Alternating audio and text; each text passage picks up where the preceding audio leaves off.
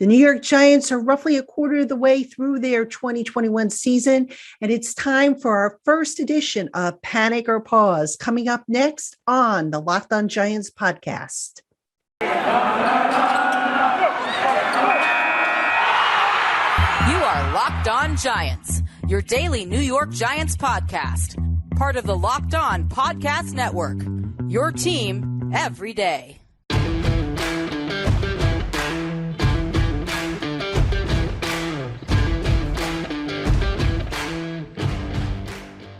Hello, New York Giant fans, and welcome to another edition of the Locked On Giants podcast, part of the Locked On Podcast family, your team every day. My name is Patricia Traina. Happy to have you on this Wednesday. It is Hump Day. And thank you so much for making the Locked On Giants podcast your first listen of the day. Or if you're catching us on YouTube, thank you so much for checking us out. We're going to do something new and hopefully a little bit of fun for you guys and gals out there. We're going to do a special edition here. We're about a quarter of the way done with the season. So I've gone and I picked out stats from the Giants' first 4 games so far. And we're going to play a game called Panic or Pause. And the way it works is depending on the statistic and how it's kind of flowed, we either press the panic button and start to worry if it's going to get better, or if the statistic is okay to good, we hit pause and talk about how it potentially can get better with the upcoming weeks that are ahead on the Giants schedule. So hope you have a lot of fun. And if you're checking this out on YouTube, be sure to drop your comments below if you agree with the panic and pause concepts that I present here, or if you have your own panic and pause stats that you want to talk about to get the discussion going, put those in the comments below and I'll check them out and I'll give you my feedback as we go along. All right, let's get it started. The first up on my list is the New York Giants pass rush. All right, 6 sacks, a rate of 4.17% sacks per pass attempt. That's 29th in the league. I think this is a given, folks. Panic. All right. And I say panic because the Giants have better personnel this year. Okay. They got a healthy Lorenzo Carter, who last year started to really show signs of breaking out as a pass rusher. They have Azeez Ojulari, who basically, by the way, has half of the sacks. He has 3 of the Giants' 6 sacks. Leonard Williams, who only has 1 sack so far. Austin Johnson, who has 2 of the sacks. So those are the guys that make up the 6 sack total. O'Shane Ximenez, nothing. Carter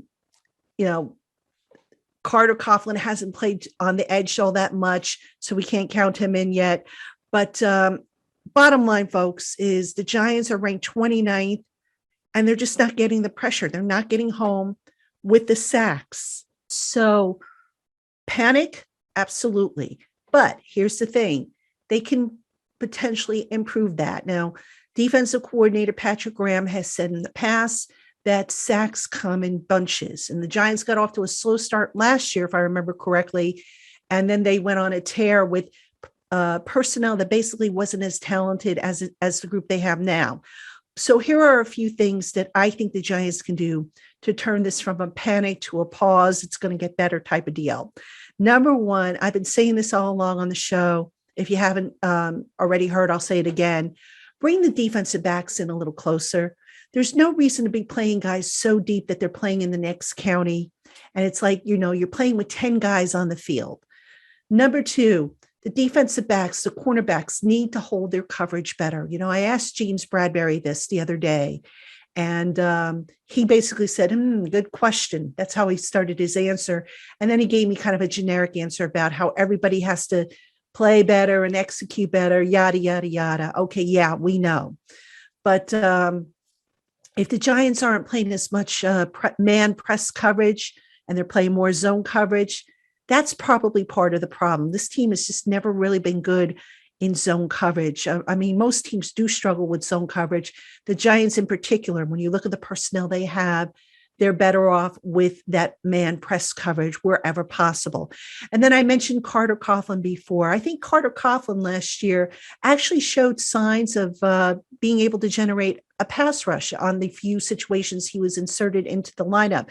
So why not get him involved in some of the pass rush? I mean, if O'Shane Ximines isn't giving you anything on the pass rush, maybe get Carter Coughlin in there and give him some of those snaps and see if that doesn't make a difference. So bottom line, again, for the Giants pass rush, panic. All right. Changes have to be made to get more out of that group. All right. Next one, scoring offense. All right. Here are the numbers. 20.8 points per game. Panic or pause? I'm going to say pause on that one. All right. So the reason why I say pause is that the Giants can continue doing some of what they did against the Saints. I think that scoring, the point total will go up. Now, already twice this season, the Giants have scored over 25 points, the first time against Washington and then last week against the Saints. Now, here are a couple things that I would suggest in order to keep this as a pause type of deal. Number one, continue getting your deep threats involved. Now, I looked this up. The Giants attempted 5 deep passes of 20 or more yards in the game against the Saints. So nice to see Jason Garrett take advantage of those deep threats, because for a while there, they weren't really targeting the deep ball, which, by the way, is a strength of quarterback Daniel Jones. So I wasn't quite sure those first few games what Jason Garrett was waiting for. Was he just letting those guys collect dust or what? But he changed that. And he went more vertical against the Saints. They need to continue doing that. Now, they obviously can't go deep on every single play, but a few well-timed shots here and there, hey, why not? You got the guys who can run the deep pattern. And here's the other thing. A lot of people said, oh, well, the offensive line, they couldn't hold their protection, or, oh my gosh, the offensive line was shaky, so Daniel Jones didn't have much time. Well, let me put this out there for you to consider. The average NFL receiver who can run with good speed can probably run about 20 yards or so in about 2 seconds. And if the offensive line can hold the block for about 2 to 2.5 seconds, that should be plenty of time for the quarterback to get the ball out of his hands and to those deep guys. So that excuse of the offensive line being the problem doesn't really fly, to be honest with you. So I'd like to see the Giants continue to take multiple deep shots. Again, you're not going to do it on every single series. You're not going to do it on every single play.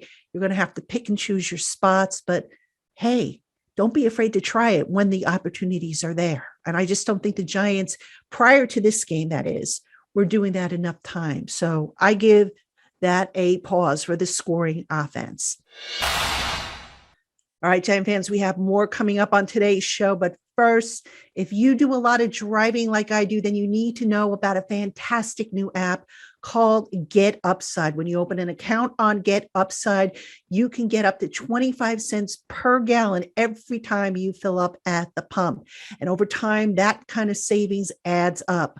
I know of some people who have already downloaded that app and are saving as much as $200 to $300 per month when they fill up their car or truck at the pump. With Get Upside, it makes it easy for you to cash out anytime you want and any way you want, meaning you can have a deposit made to your bank account. You can get your payment through PayPal. You can get gift cards. You name it, you got it. Get Upside is the easiest app you'll ever use, and a money saver and a time saver. And now when you use our special promo code Touchdown, you will save up to 50 cents off on your first fill up. So again, that's code Touchdown for 50 cents off on your first fill up. That's per gallon, by the way, 50 cents per gallon with the Get Upside app. All right, Giant fans, we are on a special show here. We're doing something a little different. It's called Panic or Pause. We're looking at different statistical categories from the first 4 games of the New York Giants 2021 season.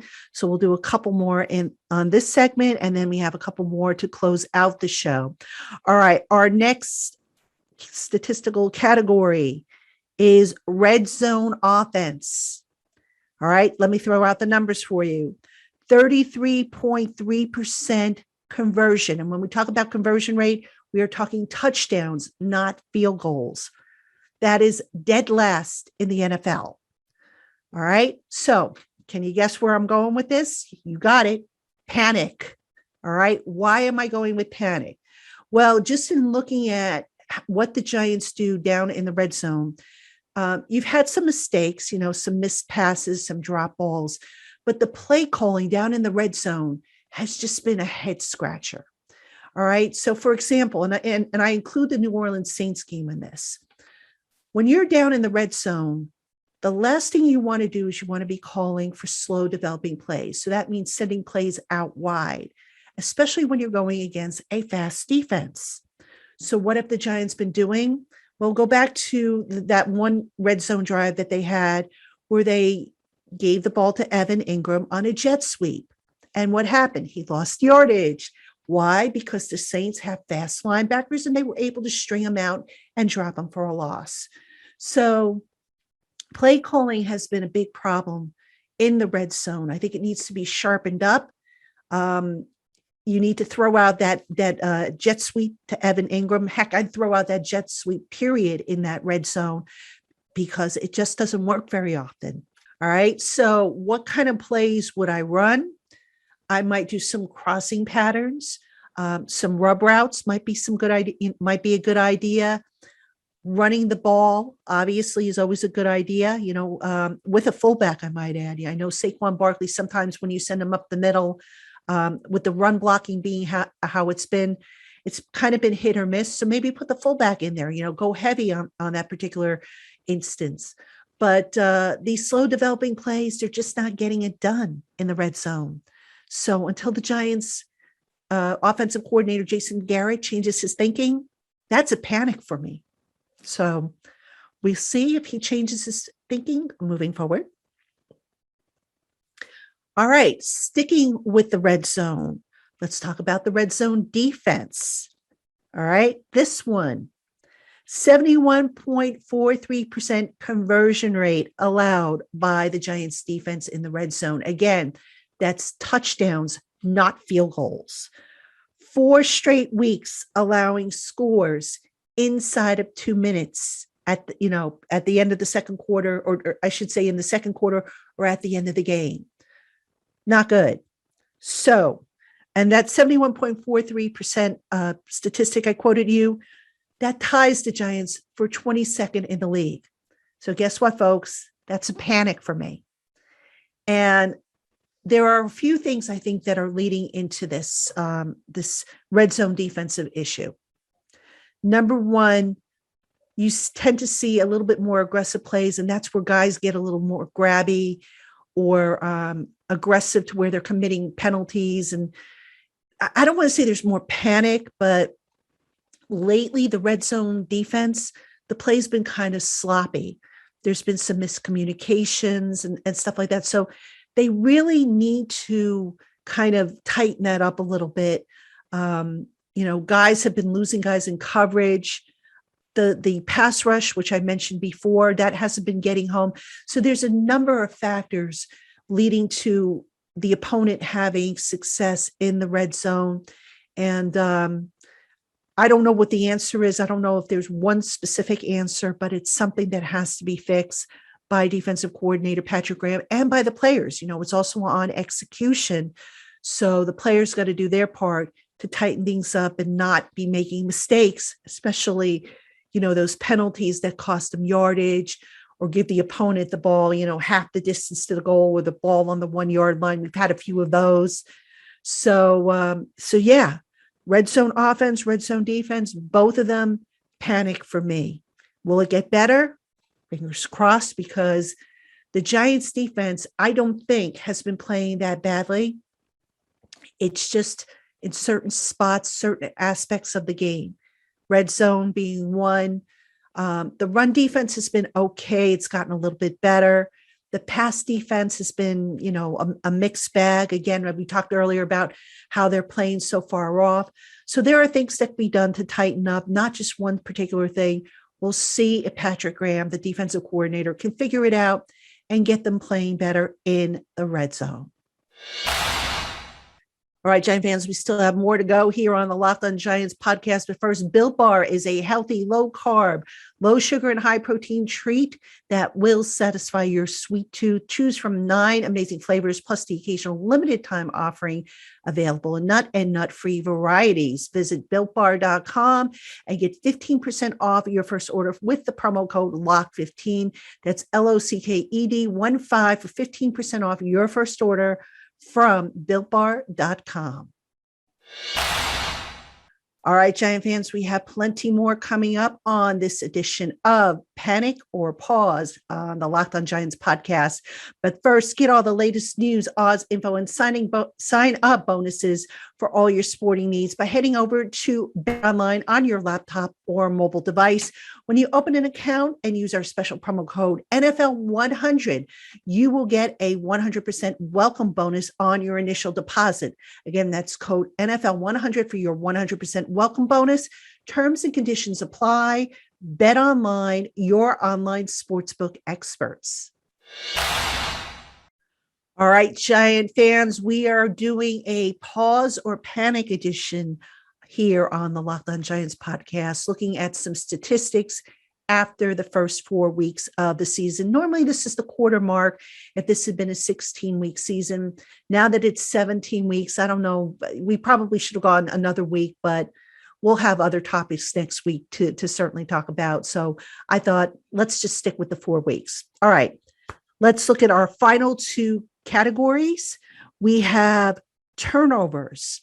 All right, so the Giants are currently +1, which is 11th. So I'm going to give them, even though that number is not great, I'm going to give them a pause on that. It's as opposed to a panic. And here's why I'm going to do that.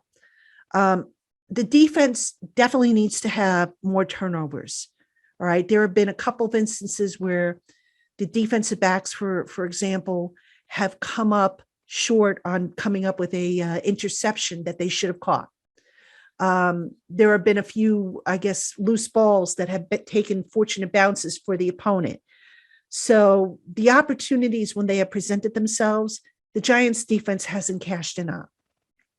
That said, the Giants turnover machine, formerly, or I should say the Giants' former turnover machine, known as quarterback Daniel Jones, has been so much better with his ball security. He had the one fumble, I think, in week 1. Last week, he threw his first interception, and I don't even count that as an interception, to be honest with you. Even though it's on his record, that was on a Hail Mary. So the offense has done a better job with not turning the ball over to the opponent. And yes, I'm aware that Saquon Barkley also had the fumble, but again, the Giants recovered that. So I don't count that as a turnover. So this is why I feel better about the Giants in the turnover department. Last year, I mean, Daniel Jones was a turnover machine, and it was ridiculous. It was like you could set your watch to it every game. There was going to be a turnover.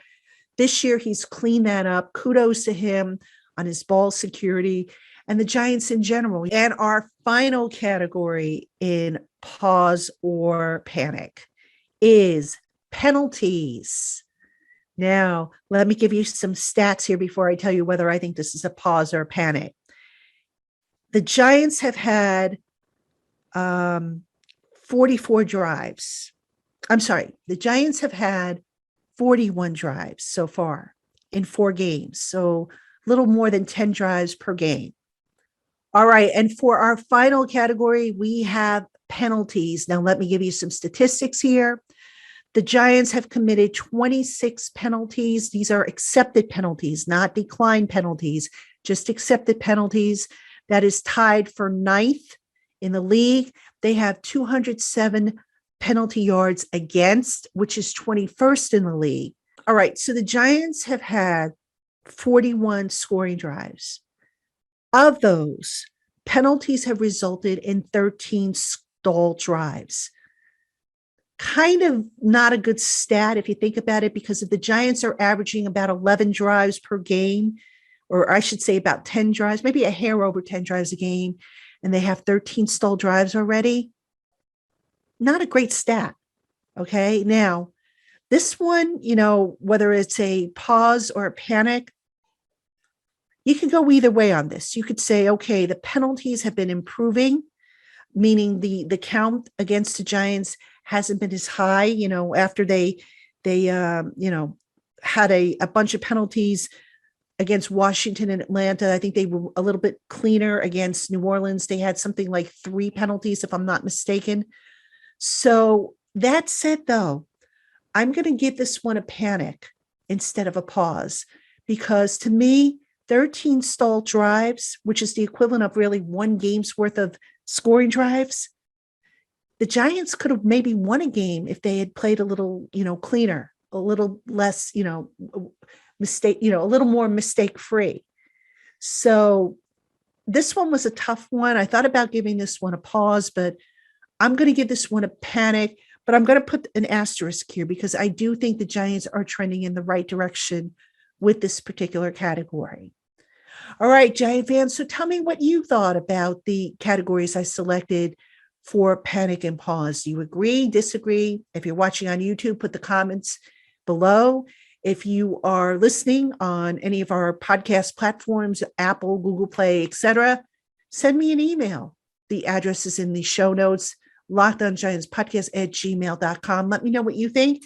And if there's a statistic I didn't cover, go ahead and put that in the comments, or again, send me an email and let me know what you think. And I'll try and work that in on Friday's show as part of your feedback. So we'll give you a couple of days to kind of go through that and think about that.